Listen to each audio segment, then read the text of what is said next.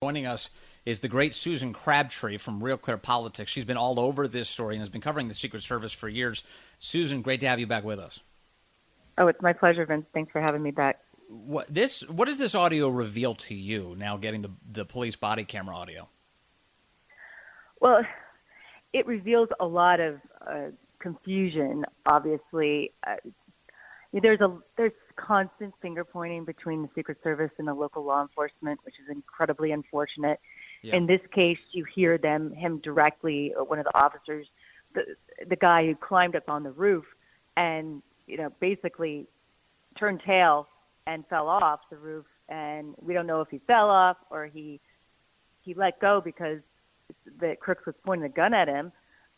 So I think there's a lot of blame to go around. I talked to many Secret Service agents about this video in the past 24 hours, and there's a lot of blame for that particular officer. Now, granted, he went up to the roof, right? He was the only one willing to do it, and yet he turned around and then ran away from the roof when he could have been taking shots above the roof line, at least to divert the guy or scare him.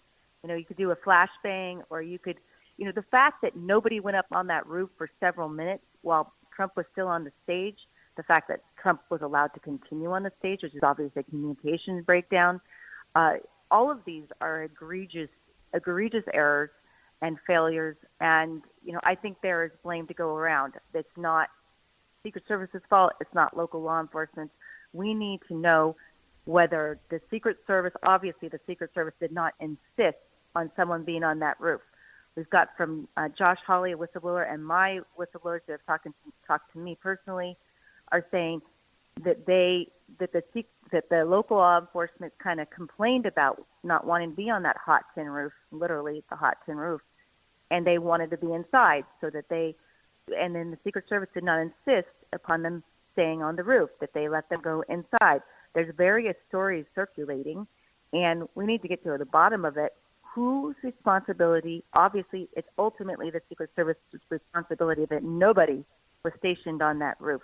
Yes. And that has to do with the inexperienced site agent who wrote up the plan and either allowed the police officers to go inside or never stationed anybody on the roof to begin with.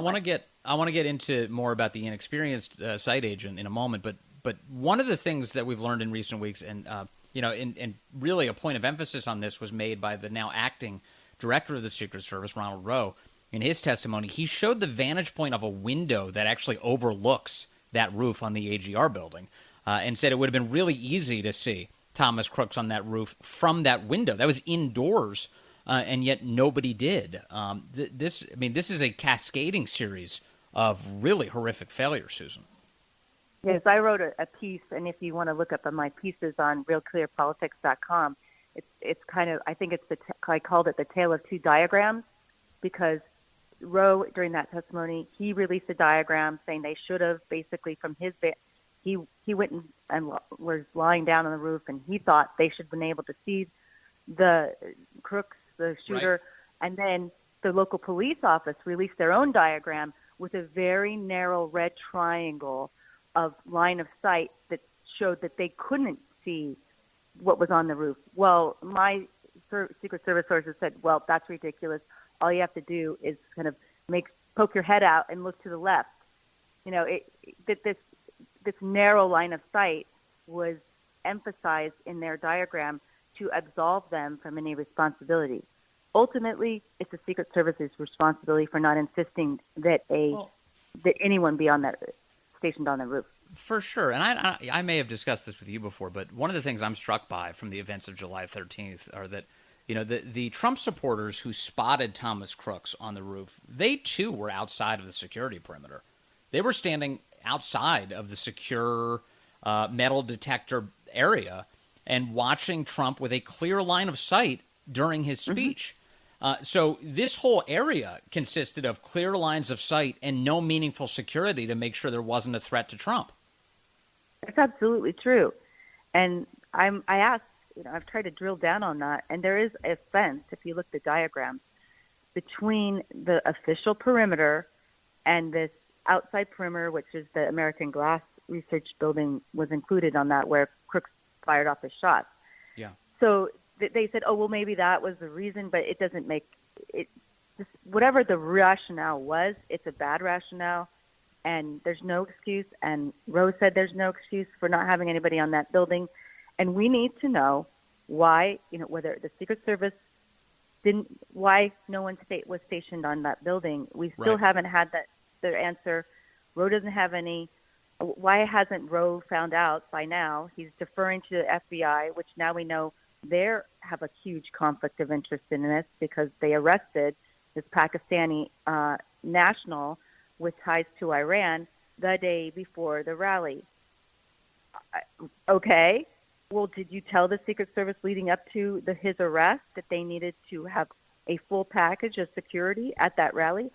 Obviously, the counter snipers, I was told, were only offered on Friday before the rally, one day before it, and that's not enough time for them to do the regular survey that they provide of all the vulnerabilities. So, and that's really important. The picture that we've been getting is that the Biden administration was aware for months of real threats on Donald Trump's life. And the security posture at that event on July 13th was almost as if they didn't think there were any serious threats whatsoever. Well, they certainly didn't have a counter-surveillance unit, which is a roaming unit that would go look for people like Crooks. And if anyone, hopefully they would go outside their normal perimeter, but they would be roaming the whole event. And if they saw somebody with a rangefinder, according to a whistleblower who spoke to Josh Hawley, they would have gone and interviewed that person and taken him on out of there. And, this could have been a mass casualty event. Yes. With what we know now about what was in his car and the detonator of explosives in his car. So, I mean, this was luck that saved the Secret Service and saved Donald Trump's life. Unfortunately, it did not save Corey Comparatore's life. No. And his family had to watch him perish in front of them. So can you talk to us about the inexperienced site agent? We've been learning more. There's been a huge effort to try and cover up who was responsible for the security decisions here. What have we learned? Well, I'm not disclosing her name because I know that she will be docked as a female agent. And I am told that she is a senior agent, meaning she's in phase 3 of her career. There's phase 1, phase 2, phase 3. Okay. She's over 20 years in the Secret Service, but she didn't have experience before planning a rally of this magnitude. She didn't outdo a rally with tens of thousands of people. Also, she supposedly, and I'm trying not to narrow it down, but her background was in protective intelligence, which is more, it's planning for these types of things, but it's not on the ground providing the assets. I've heard Dan Bongino describe it on his program. He says that, with the people who are tasked with organizing the security for events like these, you graduate. You start with lower intensity events. You learn how to plan out the security. And then that makes sense. And then eventually, you get up to a huge event, an outdoor event, a difficult to protect event. That's where you want your most experienced officials making the decisions, right? Right, especially if the FBI did tell them, which I don't know if they did or not, that's a key question, that there was an Iranian threat and how real it was. I mean, that they were homing in on an arrest that week, the day before. Yes. So under that scenario, you would want to give the Secret Service the full package. And they did rush counter snipers at the last minute, provide those. The first time Donald Trump has ever gotten the counter snipers at his event, which is just ludicrous to me when you're dealing with rallies. That's because he was that old, problem. He's a former president instead of a sitting president. Well, come on. Donald Trump breaks that mold. We needed more innovative thinking, to say the least. Well, and by July 13th, he was the leading candidate for president of the United States. So this isn't merely just a former president. This is also the leading candidate, and we have a history of protecting candidates for president. Absolutely. But, I'm being told it comes up time and time again. Why didn't he have the full package, meaning more counter snipers and also a counter surveillance unit that roams on the ground? in addition to all of the other assets who were there that day. Why did they rely on police so much? Well, they were stretched thin. They had the NATO summit. They had a Jill Biden event, and they had in Pittsburgh that night, which we still need to know. We still need to know if that event, all the assets that were allocated for that event.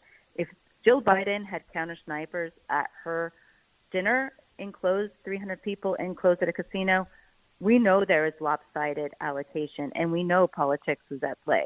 I mean, that is a huge smoking gun. We need to know. They're not telling us specifically. Yeah. I asked that the day after the assassination. Especially because Kim Cheadle was handpicked by Jill Biden world to be in that role. And it seems really important to establish whether or not they were abusing the resources to protect her at the expense of Donald Trump. That's a critical storyline. One last thing, Susan Crabtree, while I'm on this story with you. We did see video come out in the last week from one of the victims who was shot by Thomas Crooks. He had captured video footage of his vantage point. And we see Crooks walking around on the top of the building 3 minutes prior to opening fire. What are you hearing from law enforcement sources? Did they not see him for 3 whole minutes? What was going on? Why didn't they stop him during that time period? That is a mystery. That is a complete mystery. We are told, and Roe testified, I'm told the same thing. I was told the same thing within 24 hours after the assassination attempt, that there is if it's not a rule of engagement, it is a cultural problem, it's a cultural issue. They don't shoot unless they see a gun. The threat, the suspect, the suspicious behavior does not become a threat until they see a gun. So they didn't see, when he's running along the line of that, you didn't see the gun. They weren't communicating. But they with could have local law pulled. They could have pulled Trump, though, right? As soon as they saw somebody running on, yes, absolutely. And the fact that the police were trying to get up to the roof, and that was within the 3 minutes. If they had communication that was working if it wasn't siloed between the local law enforcement and the Trump detail and the command post, it was siloed. And so they weren't communicating with one another. It's ridiculous. It's absolutely a failure on so many levels, communications failure, technology failure. I mean, they didn't even have a drone that day. They didn't even have their mitigation drone against drones in place, their system. I mean, it's unbelievable to me. And I'm now starting to blame the FBI, because if the FBI did not tell them they were homing in on a suspect, or they said, just tell them that the threat is really high this week, really high. And then, so they have a conflict of interest in their investigation. They need to be taken off the investigation. We need an independent panel of experts that have run law enforcement entities at a very high level. New York, big, huge entities like New York Police Department. Yes. We need people like that. Tom Ridge, people who are independent, who can actually get to the bottom of this. Yeah, it's a disaster. Every element of it, including how little we still know about how this all went down. Susan Crabtree, thank you for getting the answers that we have. We really appreciate your time today. Oh, thanks so much for your interest and devotion to the topic. Always, always. All right, that's Susan Crabtree from Real Clear Politics. It's